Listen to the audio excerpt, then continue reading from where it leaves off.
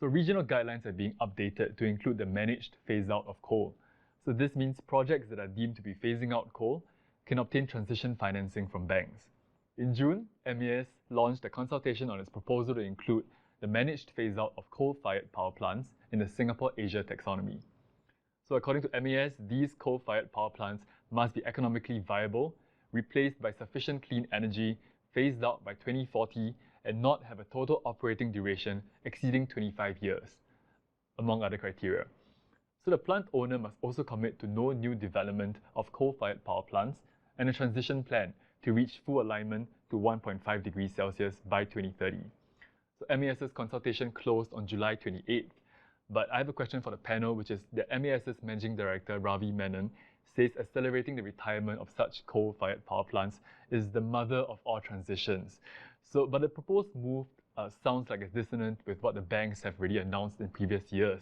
So what are your thoughts on this recent move? Is it confusing? How can we approach this? How should investors approach this piece of news? I think it is the mother of all transitions, because if you look at it, especially ASEAN region, there's a huge demand for power. And what is driving this demand for power? I think there are two main trends out here. Firstly, urbanization. We see more people within the region moving to city centers, and therefore driving up the demand for power as, I guess, urban living, city living demands more power.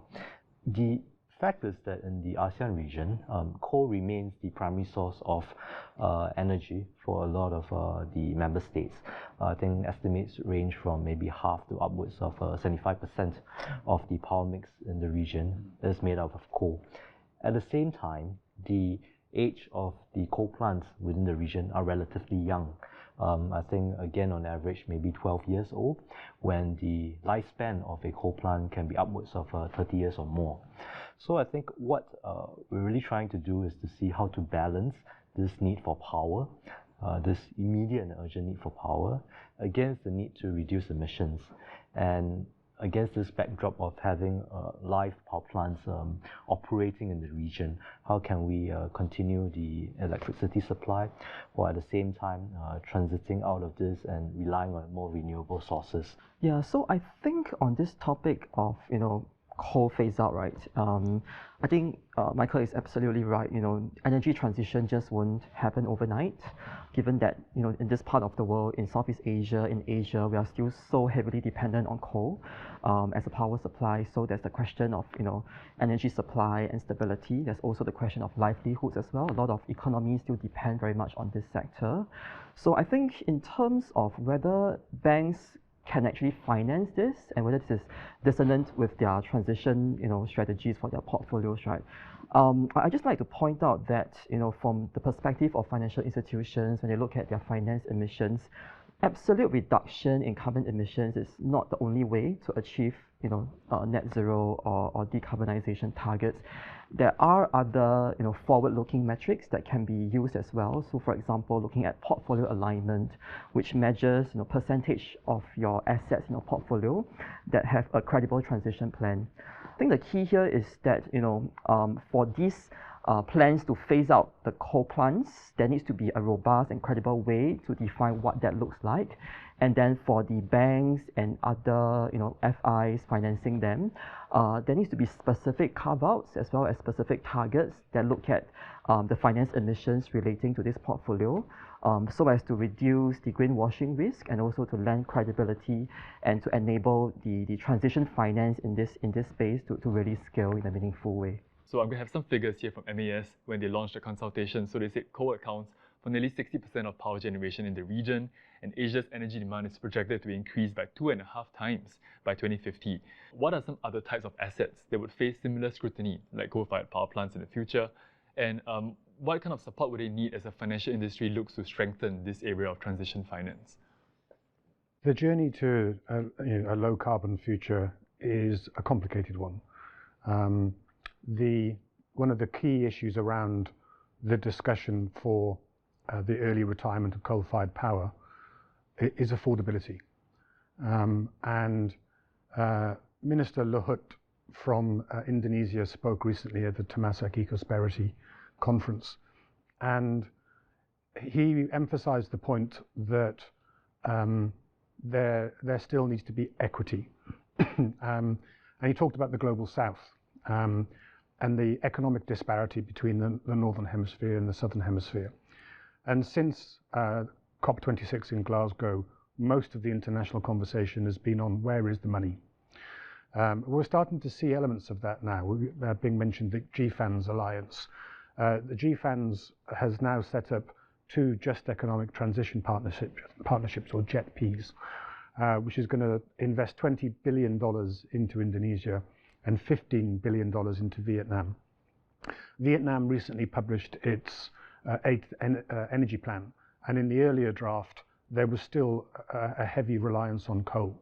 But that coal volume has now been largely replaced with offshore wind, which I assume the JETP program will look to support. And so you can see how the affordability gap is being met. On the issue of stranded assets, we've ended up in a slightly unrealistic space, and I think the horrors in Ukraine have brought it into sharp focus, and that is the role that gas plays in the global energy mix. People understand there was enormous shocks to the price of gas after the Russian invasion. But in Asia, in Southeast Asia, where the development of power projects still takes a very long time, the role of gas in the future energy mix is still important. But the problem we had in recent years has been significant reticence on the part of investors, because it takes 5 years from today to get a new gas-fired power project up and running. And the worry has always been, what will be investor sentiment to a brand new gas-fired power project in 5 years' time? But I think there's an element of reality that's now struck with that. We're seeing a number of countries in the region looking to use gas-to-power projects to import LNG and to support the energy mix in those countries and still be able to retire coal.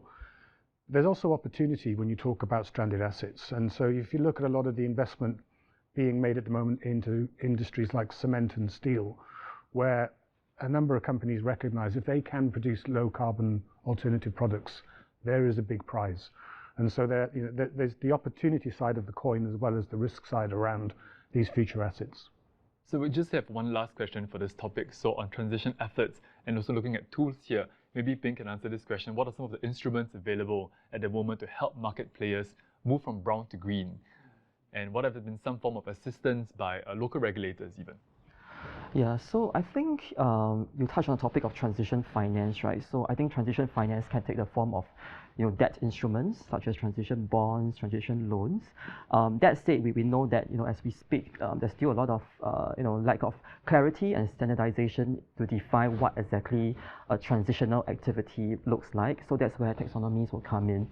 But that said, right, we do know that quite a number of banks have actually already gone ahead to develop their own transition financing framework to help their customers, make a start on their transition journey, especially for some of the energy-intensive and hard-to-abate sectors. They feel that there's a need to start the process and help the customers to transition. So that's one form of assistance and one form of instrument that can come in. But as we speak, I think that today certain types of sustainability-linked products do have that transition element to it, because they could be associated with targets and KPIs that's linked to decarbonization strategies and goals as well. So that's another form. In terms of the role of regulators, the MES has announced that they do plan to broaden the scope of their current green and sustainability linked financing grant scheme to include transition bonds and loans as well. So we'll be expecting to hear more from the MES in due time. And also in terms of the role of regulators, staff around developing that robust regulatory framework to create this enabling environment for transition financing to scale. Yeah, if I could add to that, I think what we've introduced is really disclosures around the activities of the company, including transition plans of companies. That's something that TCFD has recommended, and I think in the new set of standards issued by ISSB, there is also an area that they are asking companies to disclose what is the company's transition plan.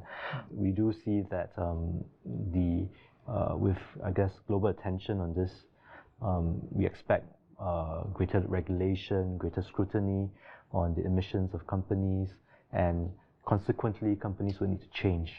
I think when we talk about sustainability, it is really a business of change. We're changing operations, changing business, and changing mindset.